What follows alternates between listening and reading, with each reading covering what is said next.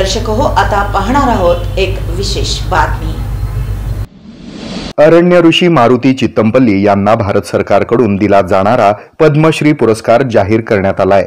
त्यानिमित्तानं शुक्रवारी 14 फेब्रुवारी रोजी सोलापुरातील त्यांच्या घरी शिक्षण प्रसारक मंडळी पुणे संस्थेच्या नियामक मंडळाचे सदस्य तथा हरिभाई देवकर्ण प्रशाला आणि कनिष्ठ महाविद्यालयाचे शाळा समितीचे अध्यक्ष माननीय राजेश पटवर्धन यांच्या हस्ते सन्मान चिन्ह देऊन त्यांना गौरवण्यात आलं। या प्रसंगी हरिभाई देवकर्ण प्रशाला आणि कनिष्ठ महाविद्यालयाचे प्रभारी प्राचार्य हनुमंत मोतीबने, उपमुख्याध्यापक रवींद्र पानसरे, पर्यवेक्षक शांतप्पा कुंभार, पर्यवेक्षक भानुदास बनसोडे, पर्यवेक्षक आप्पासाहेब राऊत, औदुंबर सर्वगोड, रणधीर सर, गणेश नेवरे, मारुती शहाणे, धन्यकुमार बिराजदार आदींची उपस्थिती होती। उपस्थित सर्वांनी अरण्य ऋषी मारुती चित्तमपल्ली यांचं अभिनंदन करत त्यांना यावेळी शुभेच्छा दिल्या।